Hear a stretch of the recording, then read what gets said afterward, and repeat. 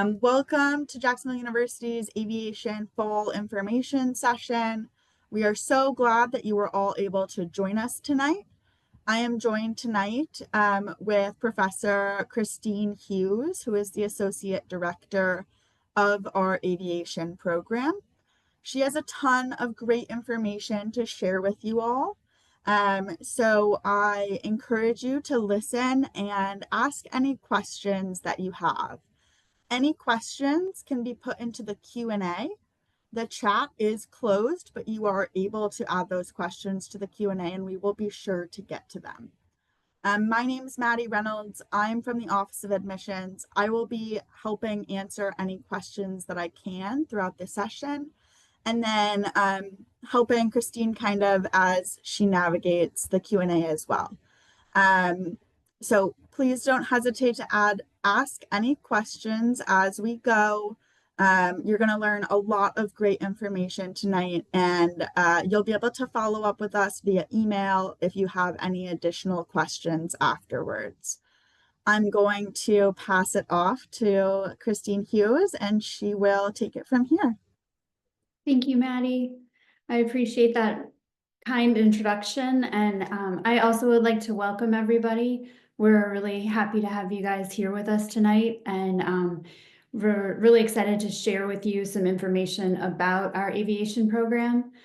I'm sorry that we can't be in person. We do like to try to do these information sessions in person as much as possible, but we know that sometimes circumstances prevent prospective students from getting to campus. So we're really excited to be able to offer this opportunity for you to get the experience of the information session and to really learn a little bit more about our program. We offer these information sessions as a way to really clarify what all goes into this degree program. As you guys are all aware, this is not a traditional college degree, this aviation degree. So we just want to give you a little bit more information so you're a little bit more prepared when making decisions about what program might be the right fit for you. So we'll go ahead and take a look at the two different majors that we offer and then the different tracks within those majors. So our most commonly pursued major is the Aviation Management and Flight Operations major. We usually refer to that degree as an AVO degree. And then we also have an Aviation Management degree. Underneath the Aviation Management and Flight Operations major, we have 4 different tracks. Most students are typically on the commercial pilot track. We have a very small number of students that qualify for the international track. And then we have students that are also on the Navy ROTC or the Marine ROTC track.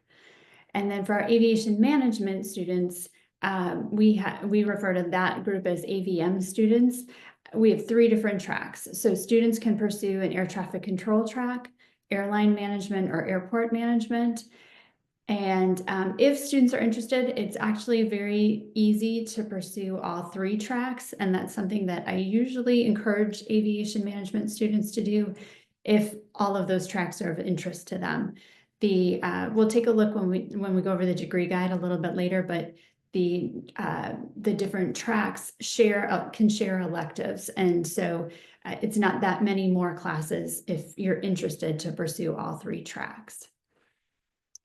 So I usually start by talking a little bit about the airport.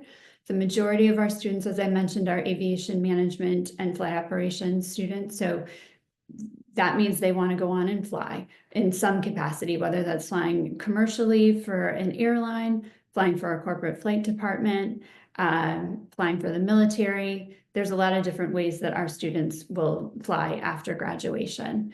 So I'll talk a little bit about our airport operations. We do all of our flight training with Akron Aviation. They're our flight training provider. And we fly out of Craig Airport, which is also known as Jacksonville Executive Airport. It's about 15 minutes east of campus. And as a university, we don't provide transportation from campus to the airport. So we do recommend that students bring their car to help get them from campus to the airport. Freshmen, all students are allowed to have cars on campus, including freshmen. Every semester, we have a group of a few students that are not able to bring a car for some reason, and it's usually not an issue for them to find someone to carpool with. This semester, for example, we have 18 students per flight block. So there's a lot of other students that they can reach out to carpool with, but it is that student's responsibility to find that carpool. And you are also relying on someone else. So if you can bring a car, we do encourage that.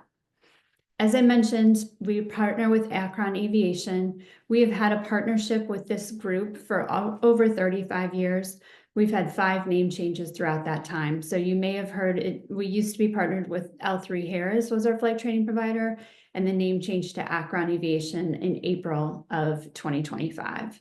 But it's been the same relationship throughout that period of time, even with those name changes. And with the most current name change, the biggest change that we've had is that we have new polo shirts at the airport and new email signatures on the emails. But other than that, the same people are in place, and it's the same day-to-day operations. We fly Cessna 172s and Piper Seminoles. All the aircraft have the G1000 in them, so they all have a glass flight deck. And that is something I always like to point out that's nice as you transition from that single engine 172 to the multi-engine Piper Seminole. You've got that same G1000, so the same navigation system, which is nice. Akron, as our flight training provider, they have a larger campus in Sanford, Florida, which is about 2.5 hours south of Jacksonville. And then we have a little bit smaller campus in Jacksonville. The students in Sanford are only doing flight training, where the students in Jacksonville are that are flying with Akron are only Jacksonville University students. So they're all affiliated with JU. Akron owns the aircraft. They do the maintenance on the aircraft. They do heavier maintenance in Sanford, Florida. Lighter maintenance happens up here in Jacksonville. And they also employ the flight instructors. So I always like to point that out. If you're interested in flight instructing, once you've earned all your ratings, you can certainly do that, but you need to apply and interview with Akron. You're not hired by Jacksonville University as a flight instructor. As long as you're a good student, you go through your ratings in a timely manner, you shouldn't have any issues with being hired as a flight instructor at the end of your training. I always get a lot of questions about flight blocks, so I'll try to explain that as best I can. Students are assigned 3 flight blocks per week. Flight blocks are blocked out on your Jacksonville University schedule as they're blocked out at 4.5 hours, but they're really just 3.5 hours. It's a 60-minute pre-flight, 2 hours dedicated to flight time, and then a 30-minute post-flight. But we block it out on your JU schedule at 4.5 hours, and that allows you 30 minutes to get from campus to the airport, and then an additional 30 minutes to get back from the airport to campus. And we do that just so that you have a buffer and you're not fighting to leave class to get to the airport, or trying to rush out of the airport to get back to class to get back to campus for class. As I mentioned, it's 3 flight blocks per week. So we assign flight blocks on either Monday, Wednesday, or Tuesday, Thursday, and then you have a 3rd flight block on either Friday or Saturday. So Friday and Saturday are flex days. We went to flex days in fall of 23. That's when the university as a whole went to a 4-day class schedule. So the majority of your classes will just be Monday through Thursday. And because of that, we were able to schedule students on Fridays and Saturdays. So you will have a set flight block Monday, Wednesday, or Tuesday, Thursday. But then for Friday and Saturday, you won't know when you're flying until 5 p.m. the day before. So the schedule for Friday comes out Thursday at 5 p.m. Schedule for Saturday comes out Friday at 5 p.m. So you truly do have to be flexible. But some of the benefits to that is that instead of having every aircraft, every instructor booked out all day long, when the dispatchers go to schedule on Friday and Saturday, they're able to just start with a clean slate. So they have everything wide open, and that allows them to schedule anything that takes a longer period of time, like a check ride or a cross-country flight or a solo flight. They're able to schedule that in and then schedule around that. Another positive to having the flex days is that the computer system uses an algorithm to track how much flying each student is doing. And if a student is rained out for weather, for example, in the fall, we have a lot of thunderstorms still in the afternoons. And if a student gets rained out, then their name will be highlighted by that algorithm. and dispatch can look and say, okay, this student didn't get a chance to fly Monday or Wednesday. We're going to make sure we schedule them right away, Friday, first thing in the morning. So that's a really big benefit to having the flex days. Another benefit to the flex days is that with not having everything scheduled every single block, there's a little bit more flexibility, and occasionally you can get another flight in potentially either later in the day on Friday or possibly on Saturday. That's a little bit more difficult to do during our fall and spring semesters when all of our students are here on campus, but the flex days do provide a little bit of an opportunity to do that from time to time. I mentioned able to do a little bit more flying in the winter and the summer term as opposed to in the fall and spring term. So I just wanted to point that out. Our calendar is a little different than some other universities in terms of that we start fairly early in August and we end before Thanksgiving. So this year our fall term ends November 25th. And then we have a 6-week winter term that starts December 1st and goes until mid-January. That winter term is completely optional. The classes are online classes, but the one thing that is in person is flight training. So if you'd like to stay on campus to fly, you can certainly do that. That's a nice benefit. Usually there's not as many students. You can fly 5 days a week versus 3 days a week. So it's a good opportunity to fly a little bit more if you would like to do so. It's the same situation in the summer. For our spring term, it starts mid-January, January 12th this year, and then it ends May 2nd. And then we have 2 7-week summer sessions after that. Again, that's completely flexible for the students, and it's not required for students to stay and fly. But we do encourage students, if they're finishing up a rating and they're very close to finishing it, we do encourage students to stay maybe 2 or 3 weeks into the semester or into the summer, excuse me, and to finish up that rating. And then you can also stay and fly if you would like to work ahead and get a little bit more flight training in. Let's see, I think that's about it for flight blocks and flex days. I think we'll go ahead and move on to the next slide and talk a little bit about the College of Business. So one of the things I always like to bring up is that your degree is not just an aviation degree here at JU, but it is a business degree as well. So, and it's right there in the name, it's aviation management and flight operations or aviation management. I think that's one thing that helps us stand out amongst other aviation degrees is that you are getting that business background. And when we take a look, we'll briefly take a look at the degree guides, but you can see that there are quite a few business classes that you will be taking. So if you're aviation management and flight operations and you're flying someday at a commercial airline and you want to go into the management side, or you would like to go into the flight training department, I think having that business background is something that helps you stand out. Or if for some reason your medical certificate, you're no longer able to hold a medical certificate, you have that business background to fall back on, which is also a big benefit. Let's see, our program is on the smaller side compared to a lot of other aviation programs. We currently have about 350 to 360 aviation students total. About 55 of those students are aviation management students, and then the remainder are aviation management and flight operations students. We are a pretty tight-knit group. We have 7 full-time professors right now and 3 adjunct professors in our department. So we all get to know our students pretty well, and our students get to know us pretty well. We notice if a student doesn't come to class. We notice if a student's grade starts to drop. But we know good things too. We recognize if a student has a check ride coming up, we'll ask them how that check ride went. Or if a student has just been at an event, like I just had a few students in one of my classes that were competing for the regional competition with the flight team. So we'll ask those students how that went. So it's a good group. I think the students feel pretty comfortable coming to talk to us. And we really do get to know our students quite well.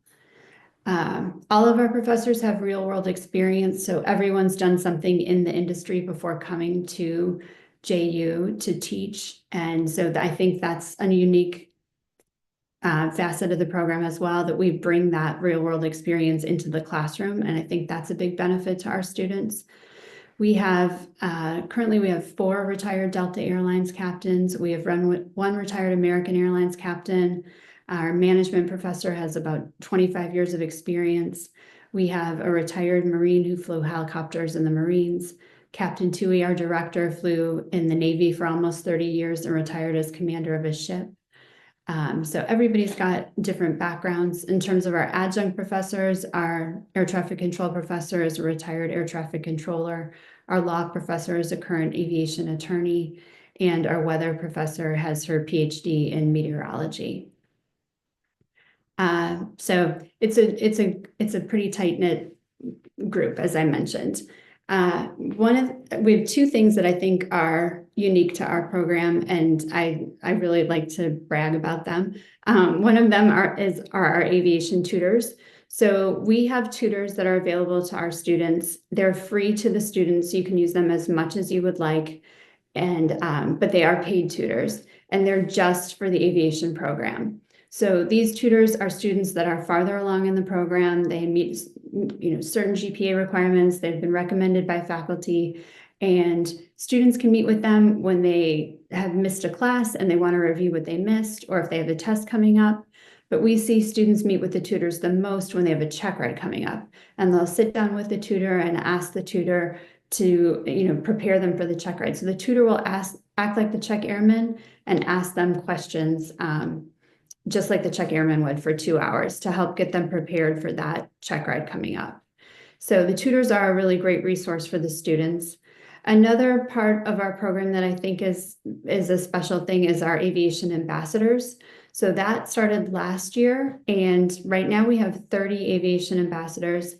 Each ambassador is assigned 4 or 5 incoming students in the fall, and the ambassadors are there to just be a link for the new students. If they have questions or if they need help navigating the program, they've got somebody that they can reach out to and that they can talk to and they can communicate with. So the ambassador will reach out to you as a new student right away that first week of classes and introduce themselves. They'll offer to meet with you if you'd like to meet in person. And if you don't want to, you don't need to even answer their email. That's perfectly fine.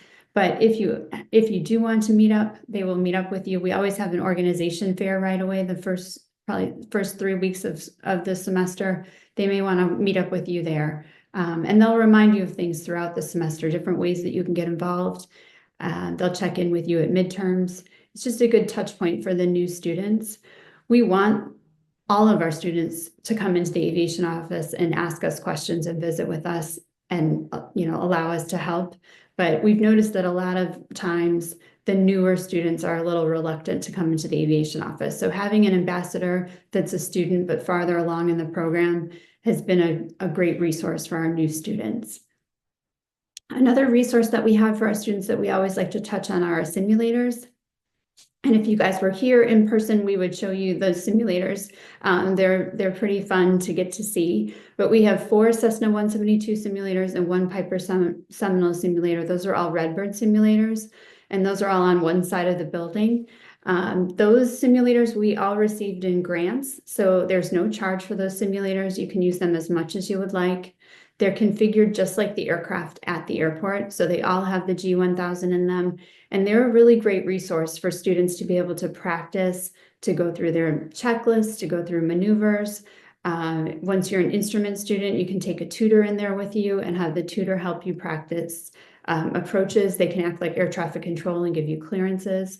So they're a great resource, and there's no charge for them. So we strongly encourage our students to use those Redbird simulators, especially the Piper Seminole simulator can be used like a flight training device, and that's a great resource to practice memory items now that you're in a twin engine aircraft, to go through single engine maneuvers and flows, and to really just be able to sit and chair fly and think through what you're going to do in the aircraft before you go out to the aircraft. So those are great resources.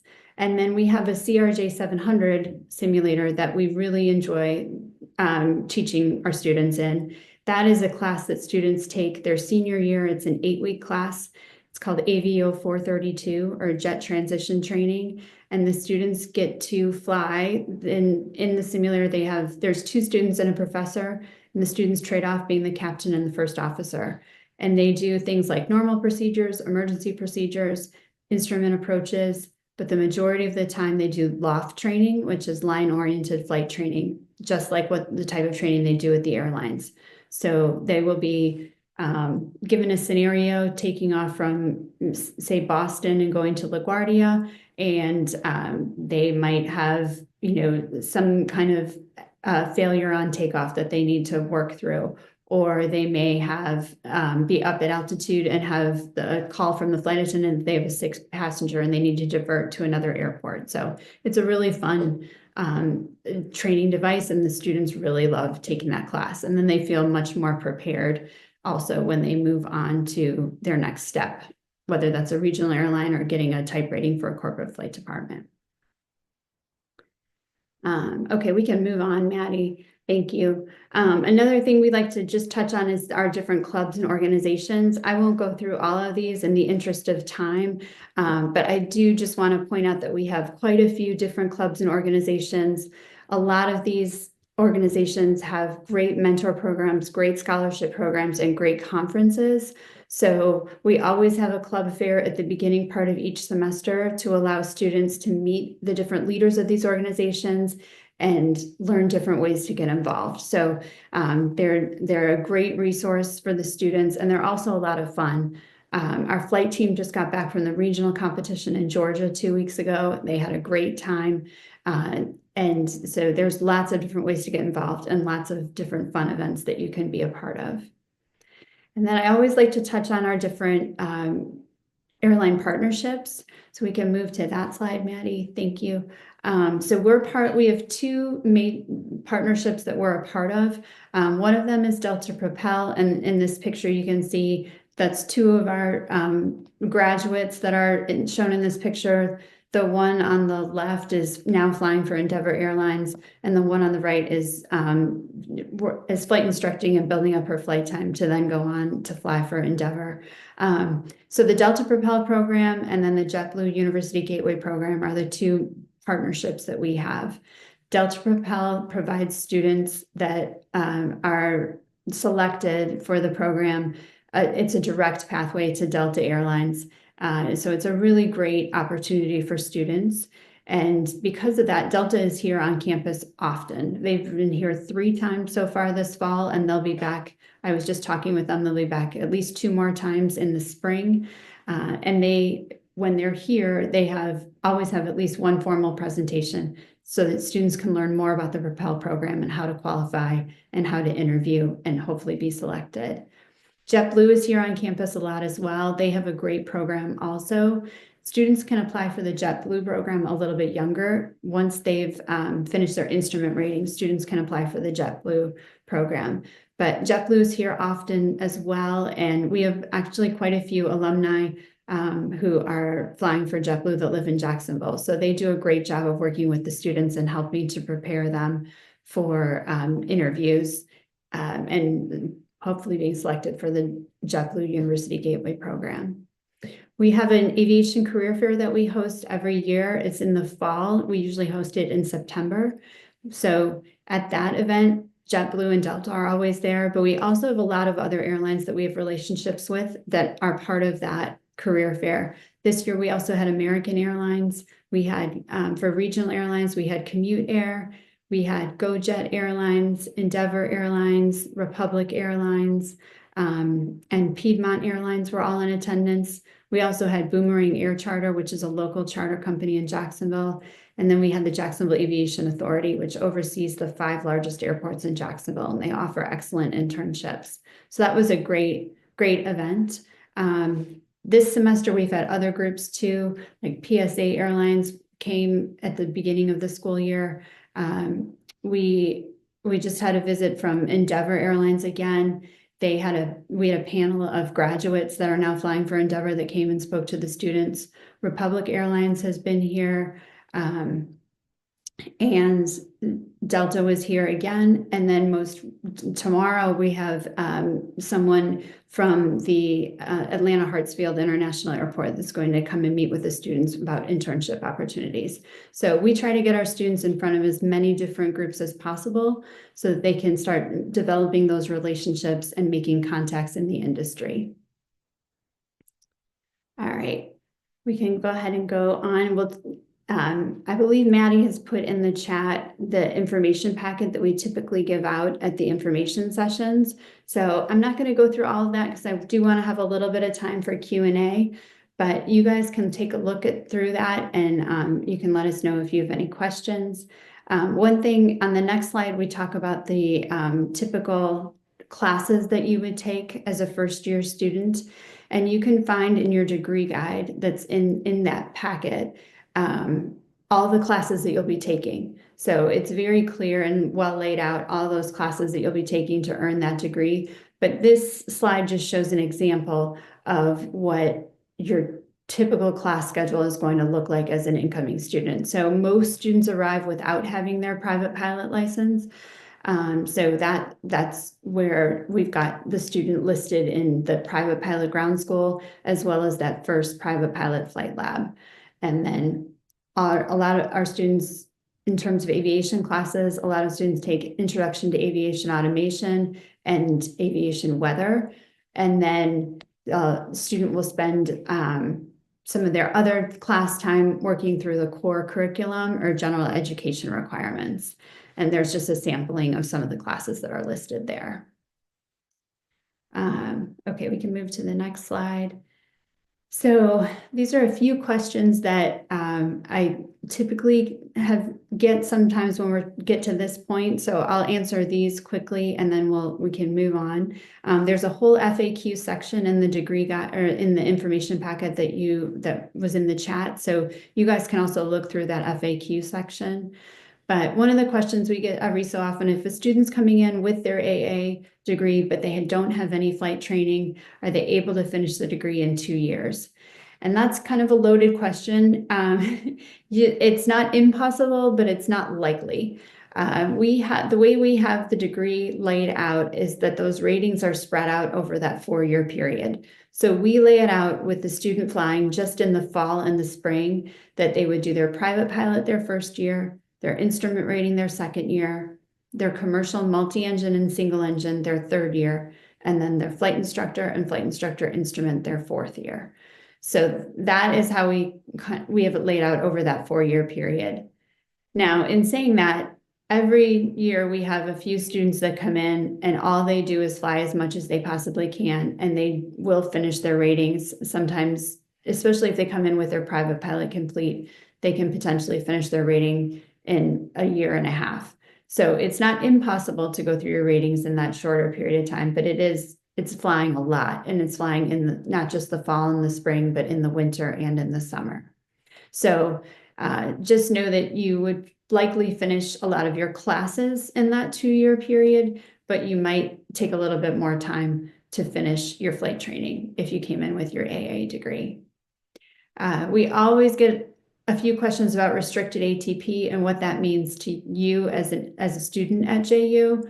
So if you are a student at JU and you're pursuing that aviation management and flight operations degree, you will qualify for the restricted ATP. And the ATP license is your airline transport license, and that allows you to fly at a regional airline or get a type rating to fly for a corporate flight department. The requirement for that is to have 1,500 hours of flight time and be 23 years old. If you go to a university like ours, you qualify for restricted ATP, which allows you to qualify at 21 years of age and only 1,000 hours of flight time. So that's a big benefit because it allows you to go to an airline with less flight time than if you had the traditional ATP. So instead of flight instructing for a longer period of time, you can potentially only flight instruct until you get to 1,000 hours and then go on to an airline.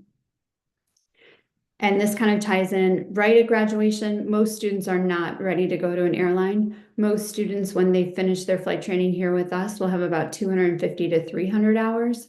And you need, as we just said, at least 1,000 hours. So Most students will flight instruct, whether here at Akron or back at home.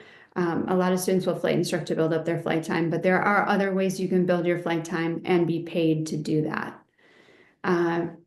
And as ties in as well, most students flight instruct, but you can also do aerial surveying, you can fly parachute jumpers, you could do pipeline patrol, you could tow banners. There's lots of ways to fly and exercise your commercial pilot privileges and be paid for that, building that flight time.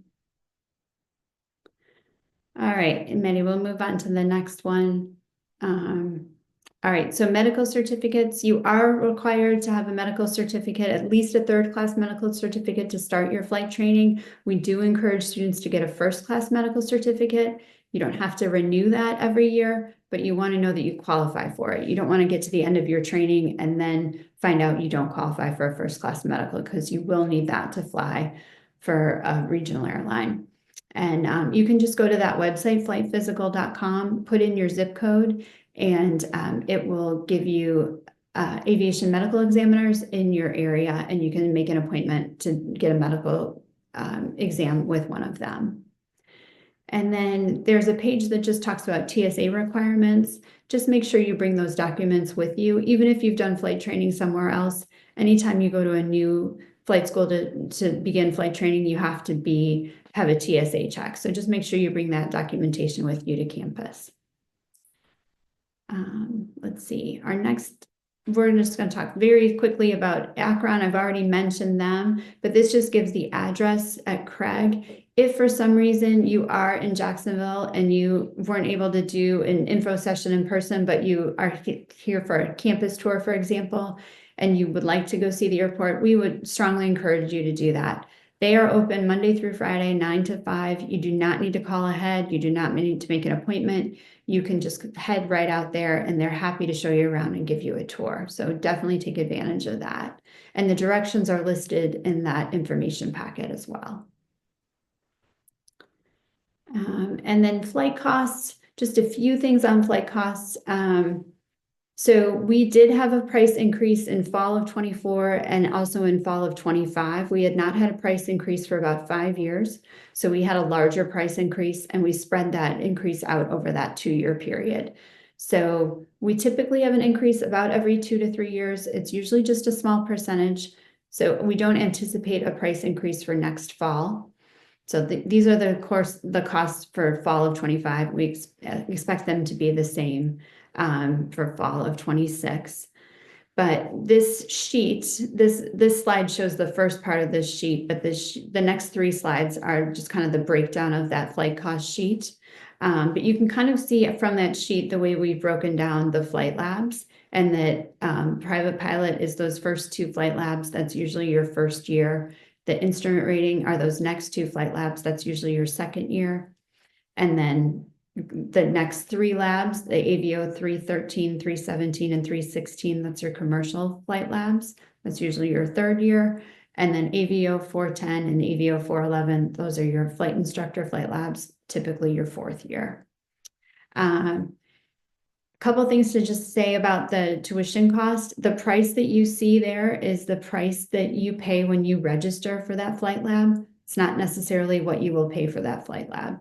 The way we come up with that cost is based on the average student and how long it typically takes them to get through that flight lab.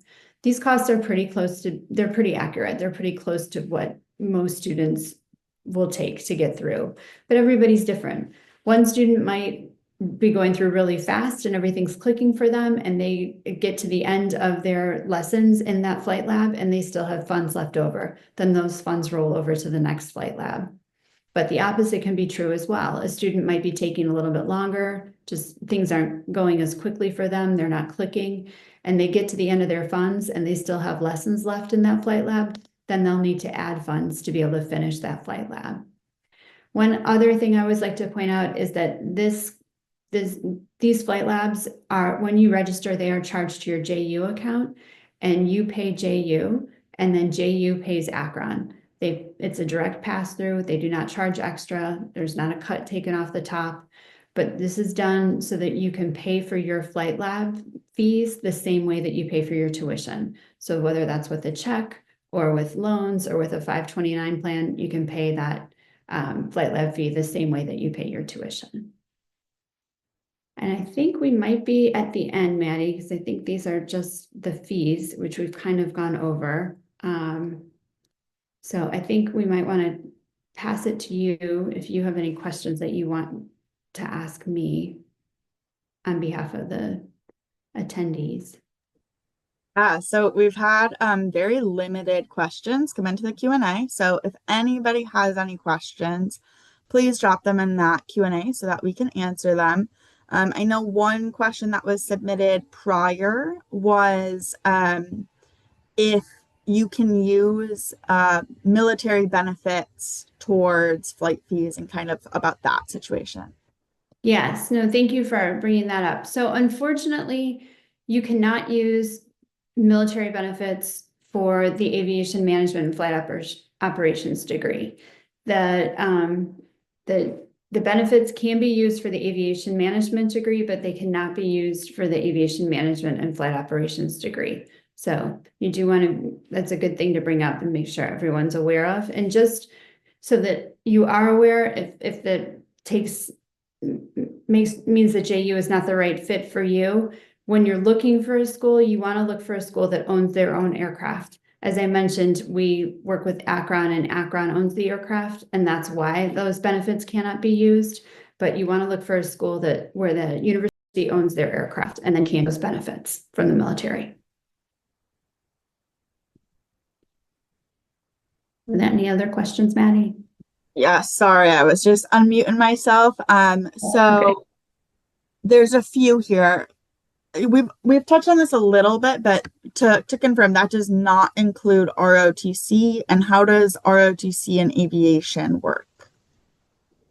So we don't have a lot of ROTC students, but we have a good amount of ROTC students. So yes, if you're an ROTC student, you cannot be an aviation management and flight operations student and get military benefits. If I think that's the question. But you can definitely do ROTC and be an aviation management and flight operations student. When you look at the degree guide, you'll see there's different columns, and the first few columns are the same no matter what. Everybody does those core curriculum requirements. Everyone does the business classes, and there's a very long column. That's the first part of the commercial aviation track, and everyone does that long column. But then starting on that third page of the degree guide, that's where it gets split up into the different tracks. So that third page, the very first column is the traditional commercial pilot track. The second column on that page is just for international students. And then if you go to the last page, that's where you'll see the two ROTC tracks. So where there's a separation is everyone flies up to their commercial multi-engine certificate. And then after that, if you're commercial pilot track, you continue on with your commercial single, flight instructor, and flight instructor instrument. But if you're ROTC, you do not continue on in your flight training at JU. So that's where your flight training ends, is at that commercial multi. And there's a couple of reasons for that. One of them is you have a lot more naval science classes that you have to take, so you need to fit in all those classes. Another one is that a lot of people are doing ROTC and aviation hoping that they will fly in the military. And if you're lucky enough to get a spot to fly in the military, they will train you as a military pilot. So even if you've got this flight experience, the first day of class, they will say that, this is an airplane, you start over with them. You don't need a flight instructor certificate if you fly in the military, because it's a 10-year commitment to be in the military if you're awarded a flight slot. And so at the end of that 10-year time, you will have enough flight time to go on and fly for a major airline.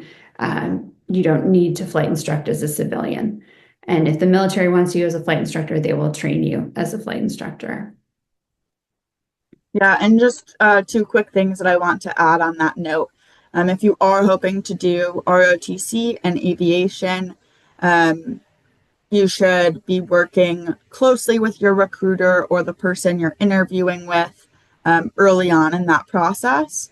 And then also just that most of the time you will be responsible for your flight fees. ROTC will handle tuition and JU will handle room and board. So I just wanted to make that quick note. Thank you, Mandy. Can it says, does the program, you know what this means more than I, but does the program do CFI to CFII? Yes, yes. So part of the aviation management and flight operations degree is you do your flight instructor certificate, and then you also do your flight instructor instrument certificate. So that is all included as part of the degree. So you do have to complete all of those ratings to receive the aviation management and flight operations degree. And then it looked like there's a question about flying in the first semester, Maddie. Yes, that was next. Do you anticipate everyone flying next semester? And then about anticipated class size, which is a little bit trickier to answer, but could you talk on that and any recommendations you have for students? Absolutely, yes. So this year, the last few years, we've had pretty large incoming classes, and we anticipate another large incoming class next fall. This year, our incoming class was around 130 students.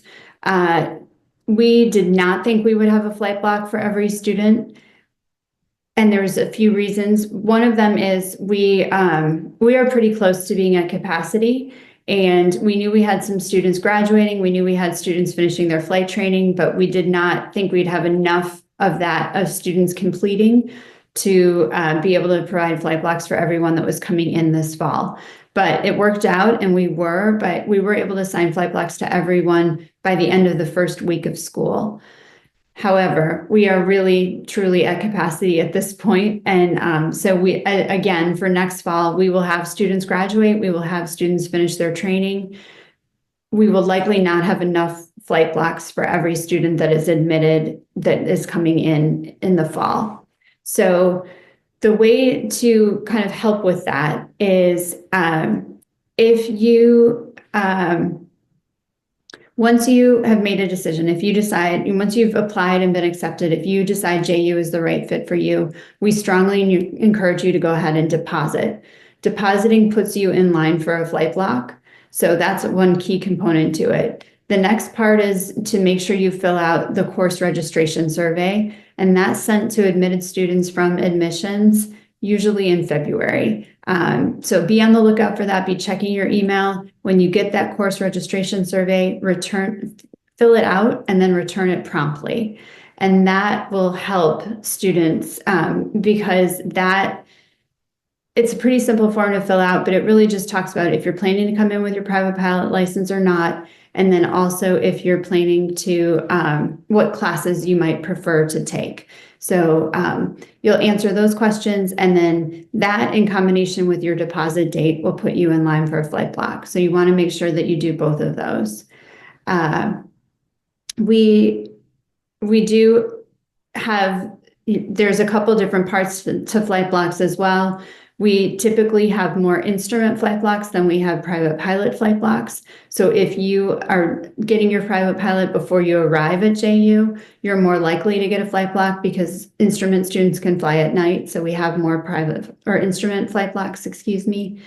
But just one quick thing to touch on with that is if you are planning to work on your private pilot license before you arrive, I strongly encourage students to plan to have that private pilot done by May before they arrive in August, which sounds maybe a little bit excessive or way ahead of time, but we've kind of talked through the calendar. You all know that our semester starts early. It starts mid-August, and a lot of high schools don't get out until the end of May or mid-June.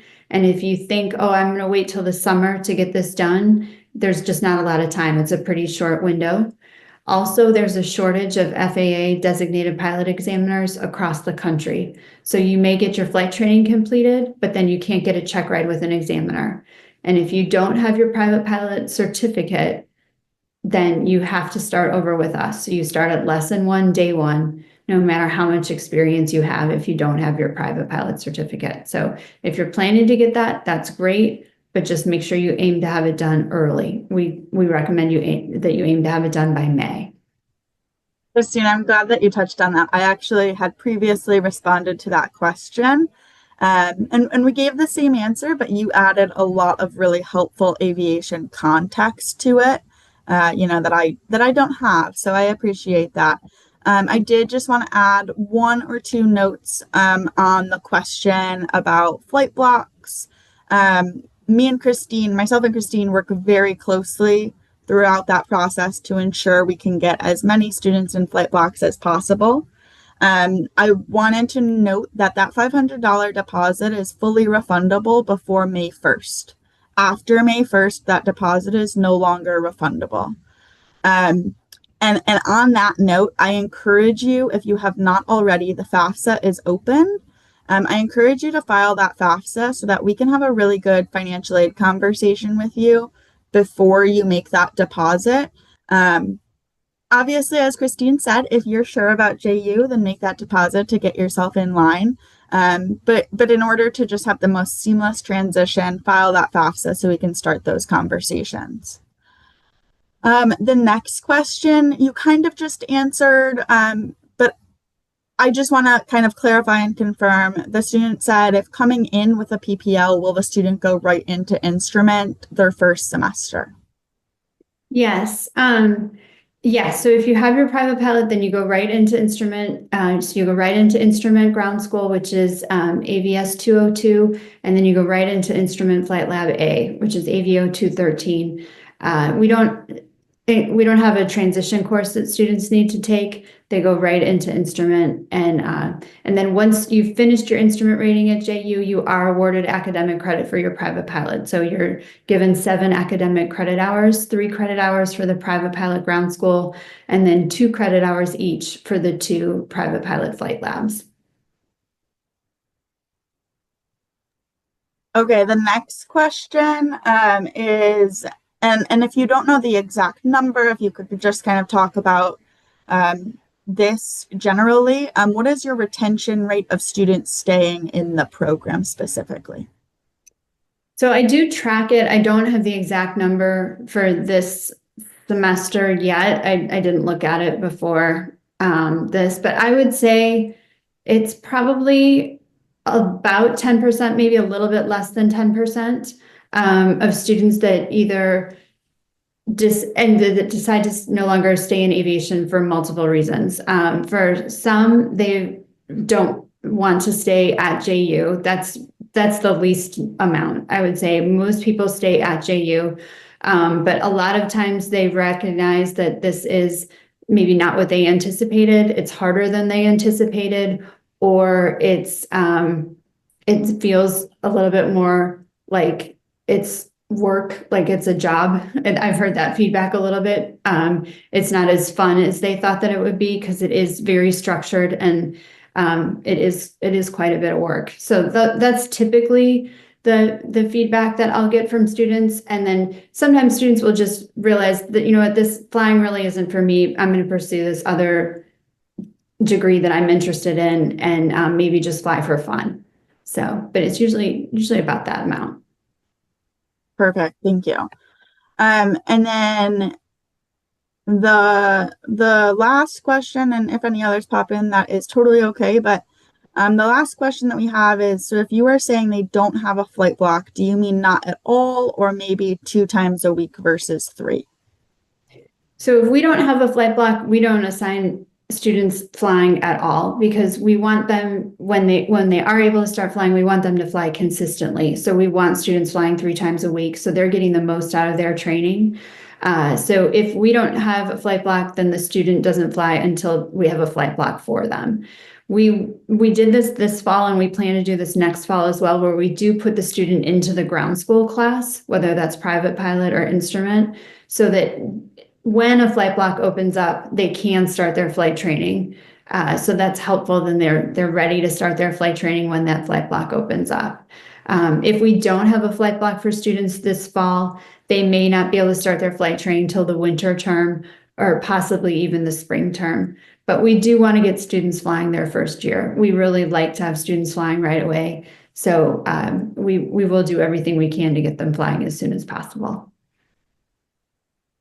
And Christine has amazed me every year, the last 3 years, as we've gone through that process. She'll be like, Maddie, we only have this many, and we always exceed that.